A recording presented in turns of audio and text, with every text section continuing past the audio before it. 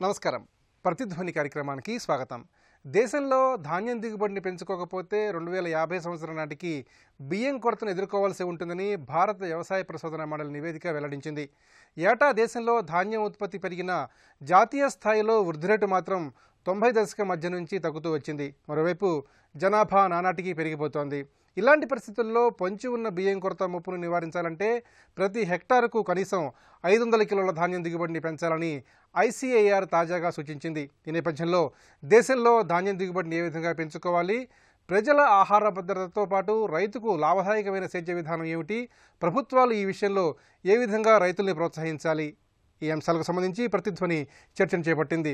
ఈ చర్చలో పాల్గొంటున్న ప్రముఖులు డాక్టర్ జీవి రామంజనేయులు గారు, సుస్థిర వ్యవసాయ కేంద్ర సంచాలకులు, ప్రొఫెసర్ అరిబండి ప్రసాదరావు గారు, ప్రముఖ వ్యవసాయ శాస్త్రవేత్త, పతకమూరు దామోదర్ ప్రసాద్ గారు, సీనియర్ పాత్రికేయులు, వ్యవసాయ రంగ నిపుణులు.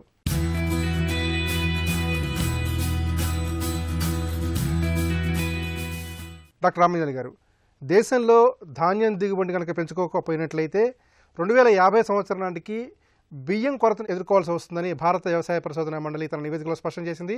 మరి ఈ నివేదికలో ముఖ్యాంశాలని ఏ విధంగా విశ్లేషణ చేసుకోవాలి? ఈ నివేదికని పరంగా ఆలోచిస్తే దిగుబడి ఎందుకు తగ్గుతుంది అన్నది కూడా ఆలోచించామనుకోండి. ఒకటి ఏంటంటే రసాయనిక ఎరువుల వినియోగంలో ఉన్న సమస్య ఇది. అంటే మొత్తానికి పంటకు అవసరమైన రసాయనిక ఎరువులలో కేవలం నత్రజని ఎరువు వినియోగం మాత్రమే జరుగుతోంది. మిగతా వాటి సూక్ష్మ పోషకాలు మిగతా వాటిని కూడా వాడకపోవటము, భూమిలో సేంద్రియ పదార్థం పెంచుకోకపోవటము, వీటన్నిటి నేపథ్యంలో భూసారం తగ్గిపోయి దిగుబడులు ఒక రకమైన స్థిరమైపోయాయి. అంటే ఎక్కువ ఎరువులు వేసినా సరే రావట్లేదు. ఉదాహరణకి మనకు 10 సంవత్సరాల క్రితం తీసుకున్నాం అనుకోండి, 1 కిలో ఎరువు వేస్తే దాదాపు 11 కేజీలు దిగుబడి వచ్చేది. ఈరోజు 1 కిలో ఎరువు వేస్తే 5 కిలోలు వస్తుంది. ఇదే టెక్నాలజీ వాడి వచ్చే 5 ఏళ్లలో పెంచుతాము అని ఏదైతే మాట్లాడుతున్నారో అది హాస్యాస్పదం. అది అయ్యే పరిస్థితులు ఉండదు. సో దీన్ని కాకుండా బయటికి తీసుకెళ్లాలి అనుకుంటే భూమిని కాపాడుకోవటము, నీటి వినియోగం తగ్గించుకునే దిశగా వెళ్ళటము, తర్వాత ఫుడ్ బాస్కెట్ పెంచటం, ఇంకా మోర్ న్యూట్రిషనల్ ఫుడ్ ఏదైతే ఉందో ఆ వైపు తీసుకెళ్తాం. ముఖ్యంగా మనం గత సంవత్సరం నుంచి చూస్తున్నాము. వచ్చే సంవత్సరం ఇంటర్నేషనల్ మిల్లెట్ ఇయర్గా కూడా డిక్లేర్ చేయడం జరిగింది.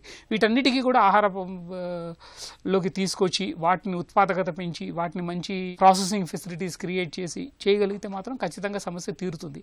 ఇది కేవలం వరితో తీరుద్దాం అనుకుంటే గిన ఇంకొంచెం ఎక్కువ సమస్య సృష్టించిన వాళ్ళే అవుతారు. ఎందుకంటే భారతదేశం మొత్తం మీద ఆహారం అంటే బియ్యం మాత్రమే కాదు. నిజానికి ధాన్యం మొత్తం పండే ధాన్యం అన్న బియ్యం కాదు, ఇంకా మిగతావన్నీ కూడా ఉన్నాయి. సో మొత్తం ఆహార పదార్థాల ఉత్పత్తి ఈరోజు తీసుకుంటే దాదాపు 285 మిలియన్ టన్నులు ఉన్నది. మొత్తం భారతదేశంలో ఉన్న జనాభా 3 సంవత్సరాలకు సరిపడా ఈరోజు ఉత్పత్తి అవుతూ ఉన్నాయి. ఒక వరి ధాన్యం ఉత్పత్తి తగ్గినంత మాత్రాన వచ్చే సమస్య ఏం లేదు. నిజానికి వరి విస్తీర్ణం పెరుగుతున్న కొద్దీ వస్తున్న సమస్య అంతా నీటి వినియోగం బాగా పెరగటం వలన చాలా సమస్యలు సృష్టించింది. ఇప్పటికే వరి విస్తీర్ణం చాలా తగ్గాల్సిన అవసరం కూడా ఉన్నది. ఈ మొత్తం కూడా ఆ వైపు ఆలోచించకుండా కేవలం ఉత్పాదకత పెంచాలి అనే ఆలోచనతో 2 తప్పులు చేస్తున్నారు ప్రతిసారి కూడా. ఒకటి, దాన్ని ఎక్కువ ఫర్టైల్ సాయిల్స్లోకి తీసుకెళ్ళటము, దానికోసం ఎక్కువ ఎరువులు పురుగు మందులు వాడటము, ఎక్కువ నీళ్లు వాడటము, ఇవన్నీ కూడా చేసుకుంటూ వస్తున్నారు. దాంతో ఒక రకమైన విషవలయంలో వ్యవసాయం అంతా చిక్కుకుంది. ముఖ్యంగా వరి సాగు ఉన్న ప్రాంతాలన్నీ కూడా ఇవన్నీ కూడా వరి సాగులో నుంచి బయటికి రావాల్సిన అవసరం అయితే ఉన్నది ఖచ్చితంగా. లేకపోతే భవిష్యత్తు లేదు.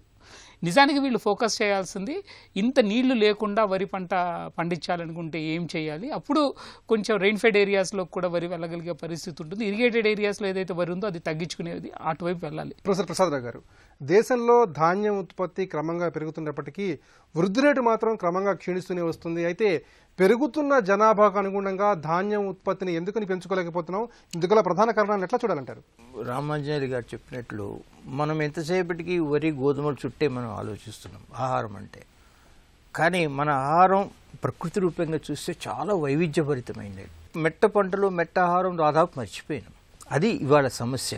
ఇప్పుడు 500 కిలోలు హెక్టార్కి పెంచటము పెద్ద విశేషం కాదు. ఎందుకంటే ఇప్పుడు తెలంగాణ ఆంధ్ర సగటు దీర్ఘంలో చూసుకుంటే ఇప్పటికే చాలా పొలాల్లో చాలామంది రైతులు హెక్టార్కి 55 క్వింటాళ్ళు వస్తున్నాయి.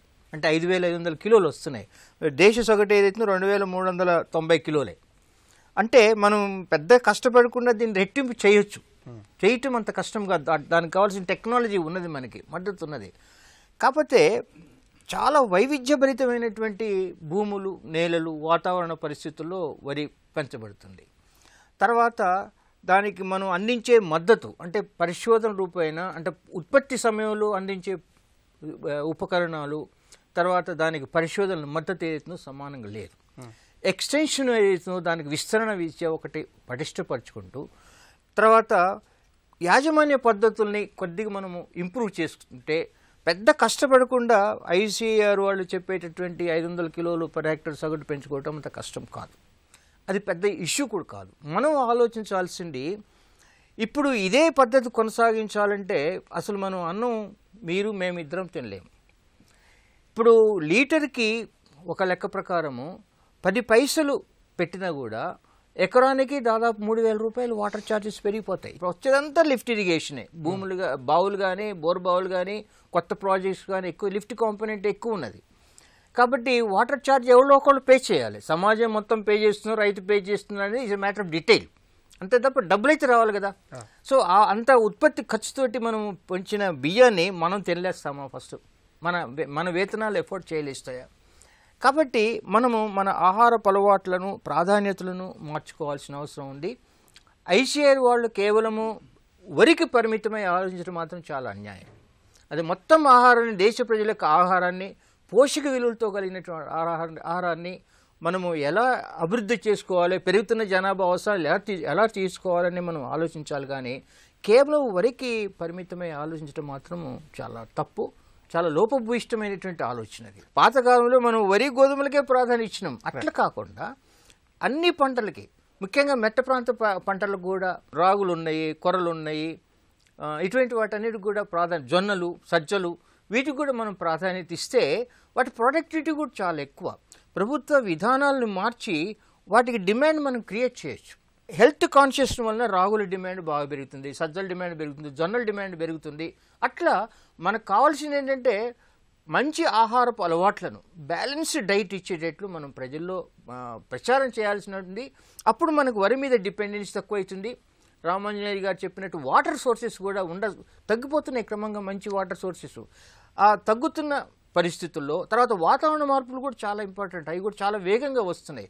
వాటిని ఎదుర్కోవడానికి కూడా మనం మెట్టపైర్లని, తర్వాత తక్కువ నీటితో పండే పంటలని మనం ప్రోత్సహించుకోవాల్సి వస్తుంది. దామోదర్ ప్రసాద్ గారు, భవిష్యత్తులో బియ్యం కొరతను అధిగమించడానికి ప్రతి హెక్టార్కు 500 కిలోల మేర ధాన్యం దిగుబడిని పెంచాలని భారత వ్యవసాయ పరిశోధన మండలి తన నివేదికలో స్పష్టం చేసింది. అయితే ధాన్యం దిగుబడిని పెంచే క్రమంలో ఎలాంటి శాస్త్రీయపరమైన విధానాల్ని అవలంబించాలి? ఇప్పుడు 130 కోట్ల జనాభా ఇప్పుడున్నది. పెరిగితే 20 కోట్లు, 50కి 150 కోట్ల 160 కోట్ల వరకు పెరగవచ్చు. పెరగచ్చినటువంటి ఒక బియ్యం ఒకటే ఒక ఆహారమా, ప్రధాన ఆహారమా? కాదు. ఉత్తరాది రాష్ట్రాల్లో గోధుమలు కూడా ఉన్నాయి. బియ్యము గోధుమలేనా? కాదు. కాబట్టి అనేక మన భారతదేశంలో ఎక్కువ భాగ విస్తీర్ణము వర్షాధార ప్రాంతం. కాబట్టి వరికి ఎక్కువగాను ఒక మేరకు గోధుమలకు నీళ్లు ఎక్కువగా ఉన్నటువంటి పరిస్థితి. మరి దేశంలో సాగునీటి పరిస్థితి ఎలా ఉందండి? కాబట్టి ఇవన్నీ ఈ పూర్వరంగాన్ని పరిశీలన చేయకుండా, అధ్యయనం చేయకుండా, ఒక సమగ్ర వ్యవసాయ విధానాన్ని రూపొందించకుండా భారత ప్రజల యొక్క వివిధ భౌగోళిక ప్రాంతాల్లో ఉన్నటువంటి వైవిధ్యాన్ని కూడా గుర్తించి వాళ్లకు గతంలో ఏమి వాళ్ళు ఆహారంగా తీసుకునేవాళ్ళు, ఇప్పుడు ఎలా మార్పులు వచ్చినాయి, ఇదొక్కటి ఆరోగ్యకరమైన ఆహారం అనేటువంటి బియ్యము నో డౌట్ ఇది కూడా ఒక ప్రధానమైన ఆహారము. ఆసియాలో, చైనాలో, వియత్నాంలో, ఇతర ఫిలిప్పీన్స్లో, మన దేశంలో, దక్షిణాదిలో ముఖ్యంగా ఇది ఉన్నమాట నిజమే. కానీ దీన్ని పెంచాలంటే సాగునీటి విస్తీర్ణం పెంచాలి. వర్షం తగినంతగా లేనటువంటి ప్రాంతాల్లో మరి వీటిని ఉత్పాదక పెంచడం ఎలా సాధ్యమవుతుంది? కాబట్టి సాగునీటి విస్తరణ పెంచితే అప్పుడు కూడా పోషకాలనే, అంటే ఇప్పుడు ఒక సాగు ఖర్చు విపరీతంగా తడిసి మోపుడైపోయి రైతులు మేము వరి సాగే వద్దనేటువంటి పరిస్థితి కూడా వస్తున్నది. ఎందుకంటే కేంద్రం చూపినటువంటి గిట్టుబాటు ధర 1750 ఎంతో ఉంది. మరి రైతులకి కానీ వాళ్ళ ఖర్చుకు తగినంత ప్రతిపాదన వస్తూ ఉంది. స్వామినాథన్ కమిషన్ ఒక 15 ఏళ్ల క్రితమే చెప్పినా కూడా వీళ్ళు మరి ఈరోజు యూరియా ఖర్చులు కావచ్చు, ఇతర పోషకాల ఖర్చులు కావచ్చు, మరి అనేకమైనటువంటి ఈ పురుగు మందుల ఖర్చులు కావచ్చు, కూలీ ఖర్చులు కావచ్చు, యంత్రాల ఖర్చు కావచ్చు, వీటిని తడిసి మోపుడై భరించరానిదిగా ఉంది. విధి లేక వ్యవసాయంలో కొనసాగుతున్న వాళ్ళు ఎక్కువగా ఉన్నారు. కానీ అది కూడా దిగుబడుల శాతం కూడా ఉత్పాదకను పెంచాల్సినటువంటి అవసరం ఉంది, ఉత్పత్తి ఖర్చును తగ్గించాల్సినటువంటి అవసరం ఉంది. అందువల్ల దీనిపైన సమగ్రమైనటువంటి ఒక వ్యవసాయ విధానాన్ని రూపొందించి అందులో భాగంగా మరి సేంద్రియ ఎరువులు వేస్తున్నాము, మనము వేయలేకపోతున్నాం. పాడి పరిశ్రమ చాలా పల్లెల్లో చూస్తే మనకు చాలా దయనీయంగా ఉన్నటువంటి మరి పేడ ఎరువులు అనేటువంటి దొరకనటువంటి పరిస్థితి. మరి ఈ పురుగు మందుల వినియోగాన్ని తగ్గించాల్సిన పరిస్థితి అవసరం లేదా? అందువల్ల ఉత్పత్తిని ఉత్పాదకని పెంచాలి. ఎక్కడ నీటిపారుదల సౌకర్యాలు అధికంగా ఉన్నటువంటి భారీ నీటిపారుదల సౌకర్యాలు ఉన్నటువంటి, మరి దీంట్లో కూడా చూస్తే మన నదులు కూడా ఎండిపోతున్నటువంటి పరిస్థితి, నీళ్లు రానటువంటి పరిస్థితి. మరి నాగార్జున సాగర్ కింద మనం చూసాం, మరి కృష్ణానదిలో ఒక 3 ఏళ్ల తర్వాతే మన ఎప్పుడో నీళ్లు వచ్చినాయి. అందువల్ల ప్రత్యామ్నాయంగా ఒక పట్టిసీమ లాంటి పథకాన్ని తీసుకొచ్చారు. అలాంటి చోట్ల ఒక పరిమిత ప్రాంతాల్లో ఒక ఈ పథకాన్ని అమలు చేస్తే కొంత ఉత్పాదకత పెంచడానికి ఇవన్నీ చేస్తే చర్యలు తీసుకుంటే బాగుంటుందేమో, కానీ అన్ని చోట్ల ఇది సాధ్యం కాదు. మెట్ట ప్రాంతాల్లో, ముఖ్యంగా కరువు పీడిత ప్రాంతాల్లో, దుర్భిక్ష ప్రాంతాల్లో ప్రత్యామ్నాయ ఆహార విధాన్ని, ఆహార పంటలను ప్రోత్సహించాలి. ఇదొక్కటే ఇది ఆరోగ్యకరమైన ఆహారం కూడా ప్రజలు భావించడం లేదు ఇప్పుడు. కాబట్టి దాన్ని దృష్టిలో పెట్టుకుని ప్రభుత్వం ఈ విషయంలో శ్రద్ధ తీసుకోవాలి. కేంద్ర రాష్ట్ర ప్రభుత్వాలు తూతూ మంత్రంగా ఏదో చెప్పేసి ఏదో ఒక అధ్యయన పత్రం విదిలేయడం కాదు. నిపుణులైనటువంటి వాళ్ళు రైతులతో చర్చించాలి, రైతు ప్రజలతో చర్చించాలి, శాస్త్రవేత్తలు చర్చించి తగు ప్రత్యామ్నాయ నిర్ణయాలు తీసుకుంటే ఉపయోగం ఉంటుంది. డాక్టర్ రామలింగ గారు, మనది ప్రధానంగా వ్యవసాయ ఆధారిత దేశం అయినప్పటికీ కూడా దేశ ప్రజలందరికీ కూడా పరిపూర్ణ స్థాయిలో, సంతృప్తికర స్థాయిలో ఆహార భద్రతను సమకూర్చలేకపోతున్నాం. మరి వ్యవసాయ ఉత్పత్తికి అట్లాగే ఆహార భద్రతకు ఉన్నటువంటి బాంధవ్యాన్ని ఎట్లా సమీక్ష చేసుకోవాలి? 2 స్థాయిలలో ఆలోచించాలండి. ఇప్పుడు మనకి 130 కోట్ల మంది రోజుకు 3 పూట్ల తింటే కూడా ఎంత ఆహార ధాన్యాలు అవసరం ఉంటుంది అన్నది వేసిన అంచనా ప్రకారం చూస్తే దాదాపు 90 మిలియన్ టన్నులు అవసరం పడుతుంది అన్నది. అంటే ఆ లెక్కలో చూస్తే మనం ప్రతి సంవత్సరం అవుతున్న ఉత్పత్తి 3 సంవత్సరాలు సరిపడా ఉంది అన్నది లెక్కలు తేలుస్తున్నాయి చాలా స్పష్టంగా. ఆహార ఉత్పత్తిలో సమస్య లేదండి. సమస్య ఉన్నది ఏంటంటే అది కొనుక్కొని తినటంలో. పండించిన వాళ్ళకి సరైన ఆదాయం రాకపోవటం వలన, వ్యవసాయంలో పనిచేస్తున్న వాళ్ళకి ఆదాయాలు లేకపోవటం వలన, రైతులు కూలీలకి ఆదాయాలు లేకపోవటం వలన, పట్టణ ప్రాంతాలకు వలస వచ్చిన వాళ్ళకి ఆదాయాలు లేకపోవటం వలన భారతదేశంలో సగం జనాభా ఆహారం కొనుక్కోలేని పరిస్థితిలో ఉన్నారు. అది ఈరోజు ఉన్న సమస్య. సో వాళ్ళందరూ ఆహారంకి ఎట్లాగా యాక్సెస్ అవుతారు అన్న దాని మీద ఆలోచించారు. అంటే మనము ఫిజికల్ యాక్సెస్, ఎకనామిక్ యాక్సెస్ అంటాం. అట్లా చూసుకుంటే గిన ఫిజికల్ యాక్సెస్ ఉంది కానీ ఎకనామిక్ యాక్సెస్ లేదు, అంటే డబ్బులు లేవు. అది సమస్య. అది పరిష్కరించే దిశగా మనం చూడాలి. ఆ దిశగా ప్రయత్నాలు అయితే జరగట్లేదు. అంటే ఎంతసేపు చీప్గా ఆహారం అందిద్దాము అనే ప్రయత్నం జరుగుతున్నది తప్పితే ఆదాయాలు పెంచుదాము అనే దిశగా అయితే ప్రయత్నాలు జరగట్లేదు. అది జరిగితే గిన ఆటోమేటిక్గా మిగతా సమస్యలన్నీ పరిష్కారం అవుతాయి. రెండోది, ఈరోజు మొత్తం భారతదేశం మొత్తం మీద తీసుకున్నాం అనుకుంటే కూడా మాల్ న్యూట్రిషన్ పరంగా చిన్నపిల్లలలో ఉన్న ఆహార పోషకాహార లోపం ఇదంతా కూడా ఎందుకు వస్తుంది? సరైన ఆహారం లేకపోవటం వల్ల. ఆహారం లేకపోవటం వల్ల కాదు, సరైన ఆహారం లేకపోవటం వల్ల. ప్రభుత్వము దాదాపు 85 దగ్గర నుంచి తీసుకుంటే గిన దాదాపు 85 నుంచి ఈ రోజు వరకు కూడా ఇన్ని సంవత్సరాలు, అంటే దాదాపు ఒక 30-40 సంవత్సరాల నుంచి కూడా ఆహారం అంటే వరి, ఇంకేం లేదు అన్నట్టుగా చూసి 2 రూపాయలకి బియ్యం, రూపాయికి బియ్యం, ఇట్లా ఏదైతే షిఫ్ట్ చేసుకుంటూ వచ్చినారో దాంతో పోషకాహార లోపం బాగా పెరిగిందండి. మిగతా ఆహార ధాన్యాలని కూడా ఆహారంలోకి తీసుకొచ్చే ప్రయత్నం జరగకపోవటం వల్ల వచ్చిన సమస్య ఇదంతా కూడా. సో ఆహార భద్రత అన్నది సమగ్ర ఆహార భద్రతగా చూడాలి మనం. ఎప్పుడైతే మొత్తం వ్యవసాయ రంగాన్ని ఒక రకమైన ఎక్స్ప్లాయిటేషన్కి గురి చేసాం, వాళ్ళకి సరైన ధర ఇవ్వకపోవటము, సరైన సపోర్ట్ ఇవ్వకపోవటం చేస్తున్నాము, అదొక సమస్య అండి. రెండో సమస్య ఏంటంటే, నిజానికి ఆహార ఉత్పత్తికి వచ్చే థ్రెట్ ఇంకొక వేరే డైమెన్షన్ నుంచి వస్తుందండి. అది ఉత్పత్తి నుంచి వచ్చేది కాదు. అదేంటంటే వ్యవసాయ భూములు వ్యవసాయేతర అవసరాలకి మళ్ళటం అన్నది చాలా ఎక్కువైంది. ఇట్లాగా ప్రతి ఎకరం ఏదైతే వ్యవసాయ భూమి వ్యవసాయేతర అవసరాలకు మళ్ళుతోందో, మీరు ఇందాక చెప్పింది ఏంటి, ఎకరానికి 500 కిలోలు పెంచాలని. ఒక ఎకరం పోతే ఎన్ని కిలోలు పోతుందండి? 24 క్వింటాలు దిగుబడి తగ్గుతుంది. అట్లా ఎన్ని ఎకరాలు వ్యవసాయం నుంచి వెళ్ళిపోతుంది, దాన్ని ఎట్లా కాపాడుకోవాలి అన్న దాని మీద ప్రయత్నం జరగట్లేదు.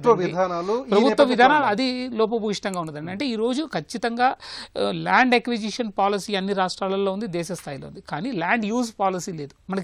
మన భూములు ఏ అవసరాలకు వాడాలి, వ్యవసాయానికి ఎంత భూమి కావాలి, వచ్చే జనాభా అవసరాలు తీరుతున్నాయి. 2050 నాటికి ఇంత ఆహారం కావాలని చెప్తున్నారు. అంత ఆహారం కావాలంటే ఎన్ని ఎకరాల భూమి ఉండాలి? ఎవరైనా లెక్క వేస్తున్నారా? అన్ని ఎకరాల భూమి ఉండాలి అనుకుంటే ఈరోజు ఎక్కడ రెస్ట్రిక్షన్ పెడతాము? వ్యవసాయ భూములు వ్యవసాయేతర అవసరాలకు మారుతూ ఉన్న వాటిని ఎక్కడ ఆపుతాము? బిల్డింగ్ల కోసమో, లేకపోతే పార్కుల కోసమో, లేకపోతే ఎయిర్పోర్ట్ల కోసమో మారకుండా ఆపాలి కదా.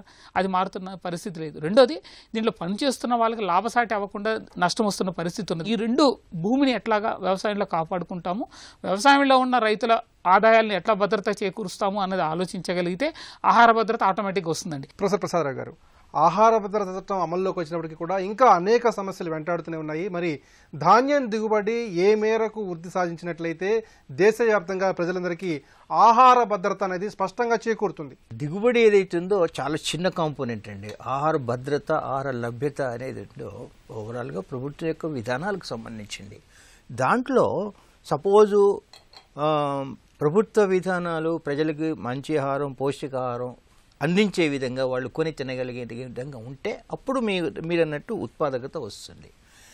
ఇప్పుడున్న పరిస్థితుల్లో మనం ఆహార భద్రత, ఆహార అందుబాటు రెండింటినీ సమగ్రంగా ఆలోచించాలి. తర్వాత ఇది కేవలము 1-2 పంటలకు అంటే వరి, గోధుమ ఇటువంటి వాటికి కన్ఫైన్ చేసి ఆలోచించకుండా పౌష్టిక ఆహారంలో ఏమేమి కాంపోనెంట్స్ ఉంటాయి, అవి ఎక్కడెక్కడి నుంచి రావాలని ఒక ప్లాన్ మన పోషక నిపుణులు కూడా ఉన్నారు, national institute of nutrition Hyderabad ఉంది. అటువంటి వారి సలహాలతోటి మనము ఒక దేశ ఆహార విధానం, పోషక విధానం మనం నిర్ణయించాలి. దానికి అనుగుణంగా మనకి ఏ పంటకి ఎంత భూమి మనం కేటాయించాలి, దాని ఉత్పాదకత already present level of technology కొంత ఉన్నది, లేదని కాదు. ఏదైనా మనం ఒక పంట విస్తీర్ణం మనం పెంచలేకపోతే అప్పుడు మనము దీని ఉత్పాదకత ఎలా పెంచాలని ఆలోచించాలి. రైతుకు గిట్టుబాటు కావాలన్నా కూడా ఉత్పత్తి పెరుగుతుండాలి. కానీ పెరిగిన ఉత్పత్తికి అనుగుణంగా డిమాండ్ కనుక లేకపోతే రైతు బతకలేడు. ఎందుకంటే మార్కెట్లో ఎట్లుందంటే ఈవెన్ 5%, 5% ఎక్సెస్ ప్రొడక్షన్ అయినా కూడా ధరలు 25-30% పడిపోతుంది. మనం కూరగాయల్లో చూస్తున్నాం. అందుకని మనము కేవలం ఆహార భద్రత, ఆహార లభ్యత, ఉత్పత్తికి కన్ఫైన్ అయి చూడకుండా ఒక సమగ్ర విధానం, మార్కెట్ విధానంతో, తర్వాత వేతనాలుతో కూడినటువంటి అన్నిటికీ సమగ్రంగా ఆలోచిస్తేనే సరైన సమాధానం దొరుకుతుంది తప్ప వేరే విధంగా ఎట్లా ఆలోచించినా కూడా చాలా సమస్యగా ఉంటుంది. ముఖ్యంగా భూమి, వ్యవసాయేతర భూమి పర్పస్లకు కూడా పోతుంది చాలా పెద్ద ఎత్తున. తర్వాత స్పెక్యులేటివ్ పర్పసెస్, అసలు అన్నిటికంటే కూడా భవిష్యత్తులో డబ్బులు రావాలి, మనం బ్యాంకులో డబ్బులు చేసుకుంటే భద్రత లేదని ఆ బిజినెస్ కూడా ఎక్కువ అవుతుంది. వీటిని కూడా మనం కరుపు చేయకుండా కేవలం మనం పంటల ఉత్పాదక శక్తి పెంచుతూ భూమి తగ్గిపోయినా కూడా మేము ఆ దేశ ప్రజల ఆహార అవసరాలు తీరుస్తామనుకోవటం ఒక భ్రమ. ఆ భ్రమ నుంచి మనం బయటపడాలి. ముఖ్యంగా ఐసీఆర్ లాంటి వాళ్ళు చాలా మేధావులు ఉన్నారు. అయితే వాళ్ళు క్షేత్రస్థాయికి పోయి అనుభవాలని, ప్రభుత్వ విధానాలను నిష్పక్షపాతంగా విశ్లేషణ చేయగలగాలి. అది జరగటం లేదు. రామప్రసాద్ గారు, పంటల దిగుబడులు పెరిగినప్పుడే ముఖ్యంగా సాగు అనేది లాభసాటిగా మారుతుంది. అట్లాగే అందరి దేశ ప్రజలందరికీ కూడా ఆహార భద్రత చేకూరుతుంది. మరి ధాన్యం దిగుబడి అత్యధికంగా పెరగడానికి, ముఖ్యంగా రైతులకు ఆదాయ భద్రత చేకూరడానికి ఇన్పుట్ సబ్సిడీ నుంచి మద్దతు ధర దాకా ప్రభుత్వాలు రైతులకు ఏ విధంగా అండదండగా నిలవాల్సిన అవసరం ఉంది? కనీస మద్దతు ధర ఇవ్వడంలో ఘోరంగా విఫలమైనటువంటి పరిస్థితి మనకు తెలుసు. మద్దతు ధరలు ప్రకటిస్తున్నారు కానీ భారత ఆహార సంస్థ కావచ్చు, లేదా రాష్ట్ర ప్రభుత్వాల ఆధీనంలోని సంస్థలు కావచ్చు, తూతూ మంత్రగా కొంత కొంటున్నారు. కానీ ఎఫ్సీఐని క్రమక్రమంగా దీని నుంచి ఉపసంహరిస్తున్నటువంటి వైఖరి ముఖ్యంగా ఈ ప్రభుత్వం, మోడీ ప్రభుత్వం అధికారంలోకి వచ్చిన తర్వాత వాళ్ళు ప్రైవేట్ రంగానికి అంతే అప్పచెప్పేటువంటి ఒక క్రమము వేగం పుంజుకుంటుంది. అందువల్ల ఈ మొత్తంగా ఏం చేయాలి, ఉత్పత్తి ఖర్చులు అనేటివి తగ్గించకపోతే, ఉత్పాదకత పెంచకపోతే రైతు, మరి ఇంతకుముందు ఒక ఆధ్యాత్మికవేత్త మన సద్గురు జగ్గి వాసుదేవ్ కూడా అన్నారు, ఆయన ఇంకో 10 ఏళ్ళు రైతు ఉంటాడో లేడో అనేటువంటి పరిస్థితి. ఇంకొక ప్రకటన కూడా చూశాను నేను, ఒక రైతులు కావాలను అనేటువంటి వాళ్ళు ఇంకో చోట ఎక్కడో. అందువల్ల ఈ పరస్పర విరుద్ధమైనటువంటి, ఇంతకుముందు మన మిత్రులు పెద్దలు చెప్పినట్లు స్థిరాస్తి వ్యాపారానికి, భూమి సారవంతమైన భూముల్ని స్థిరాస్తి వ్యాపారాన్ని ఎందుకు మళ్లించాలండి, ఎందుకు అనుమతించాలి, భూ వినియోగ భూ స్వభావాన్ని ఎందుకు మార్చాలి వీళ్ళు? ముఖ్యంగా తిండి కావాలి, అన్నం కావాలి రైతుకి. అన్నం అంటే బియ్యం ఒకటే కాదు, ఇతర ఆహార పదార్థాలు ఉన్నాయి, బియ్యం, రాగులు ఉన్నాయి, జొన్నలు ఉన్నాయి, కొర్రలు ఉన్నాయి, ఇతర అనేక పదార్థాలు. ఇప్పుడు పైగా బియ్యం తింటే తినొద్దనే సూచనలు కూడా వస్తున్నాయి. ఇప్పుడు తక్కువ తినండి, మీరు అన్నం తక్కువ తినండి, మిగతా తినండి అనేటువంటి సూచనలు కూడా వస్తున్న నేపథ్యంలో అంతగా ఆందోళన పరిస్థితి. కొన్ని దేశాల్లో ఈ రెండు కూడా లేవు. బియ్యము, గోధుమల కంటే కూడా ఇతరత్ర మాంసాలు, చేపలు, ఇతరత్ర ఆహారాలు, పండ్లు, కూరగాయలు ఇట్లాంటివి తిని వాళ్ళు కూడా ఆహారంలో ఒక 50-60% అవే ఉంటున్నాయి వాళ్ళకు. అందువల్ల దాన్ని కూడా దృష్టిలో పెట్టుకోవాలి. మన భారత జాతి, ముఖ్యంగా భారత జనాభా పిల్లల యొక్క పౌష్టికతను పెంచాలన్నా, మరి ముఖ్యంగా చూస్తున్నాం మనం జార్ఖండ్ లాంటి రాష్ట్రాల్లో చాలా అన్నార్థులకు అన్నాహారాలు ఇవన్నీ ధాన్యాలు దండిగానే ఉన్నాయి. మరి వాళ్ళకు అందనటువంటి పరిస్థితి, వాళ్ళకు ఏలిముద్రలు దొరకడం లేదనో, వృద్ధులకు, ఆదివాసీలకు ఈ రకమైన దుర్మార్గమైన పరిస్థితి కూడా ఉందండి. ఎందుకు ఇవన్నీ వాళ్ళు అన్నార్థులు నాకు ఒక ఆహార ధాన్యాల సరఫరాలు మొత్తుకుంటుంటే, కొంతమంది చనిపోతూ ఉంటే దారుణంగా, మరి ఈ ప్రభుత్వాలు ఏం చేస్తున్నాయండి, ప్రజాస్వామ్య ప్రభుత్వాలు? అందువల్ల అన్నార్థులకి మీరు అన్నం అడుగుతున్న వాళ్ళకి ఇవ్వండి. మీరు మరి ఇప్పుడున్న వాటి మరి భారత ఆహార సంస్థలో మరి లక్షల టన్నులు మూలుగుతున్నాయి. మరి ప్రజలకు చేరాల్సిన అవసరం లేదా? ఆ బాధ్యత ఈ ప్రజాప్రభుత్వాల పైన లేదా? అంటే అందువల్ల అదొక అంశం అయితే వాళ్ళందరికీ చేరితే వినియోగం పెరుగుతుంది. వినియోగం పెరిగినప్పుడు ఉత్పత్తి పెరగాల్సిన అవసరం వస్తుంది. ఉత్పత్తి పెరగాల్సిన అవసరంలో ఉత్పాదకత పెంచాలి. ఉత్పాదక పెంచాలంటే ఉత్పత్తి ఖర్చులు ఎందుకు తగ్గించాలి? యూరియా నుంచి, తర్వాత మరి కూలీల ఖర్చు నుంచి, యంత్రాల ఖర్చు నుంచి, ఇతర పురుగు మందుల నుంచి అనేక దశల్లో ఈ ఉత్పత్తిలో ఉన్నటువంటి ఈ క్రమంలో వీటి ఖర్చులన్నిటి తగ్గిస్తేనే రైతు ఇప్పుడు 1750 అయితే ఆయనకు ఏమాత్రం గిట్టుబాటు కాదు. అన్నదాతలు అనేవాళ్ళు ఒక ఆరోగ్యకరమైన సంతృప్తికరమైన రీతిలో వాళ్ళ వృత్తిని కొనసాగించలేకపోతే అప్పులు సేద్యం చేసుకుంటూ ఏళ్లతో పాటు వాళ్ళు ఉండలేరు. కాడి మేట కింద పడేసి బయటికి పోతే ఈ మన దేశంలో ఆహార కొరత ఏర్పడే పరిస్థితి వస్తుంది.